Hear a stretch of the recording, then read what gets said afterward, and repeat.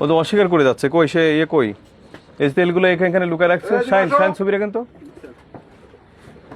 এই যে অস্বীকার করলো, উনি তো তেল নিয়ে যে বাড়ির ভিতর দৌড়াদৌড়ি করছিল, যে তেল পেয়ে গেছে। ওই যে আবার ওইখানে আছে, রেখে দেখেন, ভালো করে দেখেন তো। আমি তো বুঝতে পারছি এই ইয়েগুলো যখন পাইছেন না স্যার, এই সাইডেও আছে স্যার, অনেক তেল আছে। এই দেখেন, এই যে এগুলো তো পেট্রোল টেট্রোল যেগুলো, হ্যাঁ চিন্তা করা যায়, এগুলো 116 টাকার 200 টাকা 180 টাকা করে বিক্রি করছে তারা। এইভাবে মানুষকে সংকট সৃষ্টি করে। এই যে আপনার আছে, মিথ্যে কথা বললেন,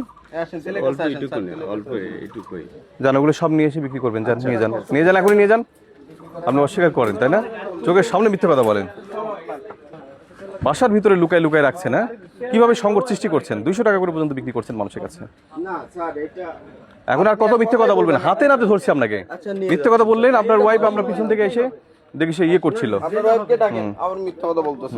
এতে বেশ তেল আছে আপনার, অনেক তেল আছে স্বীকার করেন আমাদের কাছে যে এখানে কোনো পেট্রোল নেই, এবং আমরা ওনার বাড়িতে যে প্রায় 1500 লিটারের মতো তেল আমরা মজুদ দিতে পেয়েছি, এবং এই জন্য ওনাকে, এবং এটা পেট্রোলিয়াম বিক্রি করার মতো বা পেট্রোল বিক্রি করার মতো তার কোনো অনুমতি নেই। সেখানে 180 বা 150 টাকা করে বিক্রি করছিল। এখন আমরা ওনাকে এটা আমরা হাতে নাতে ধরতে পেরেছি এবং 30,000 টাকা জরিমানা করেছি, এবং ওনাকে আমরা এই সরকার নির্ধারিত মূল্য 116 টাকায় আমরা পেট্রোলগুলো বিক্রি করে দেওয়ার, আর সাধারণ যারা বাইকার আছে তাদেরকে করে দিচ্ছি।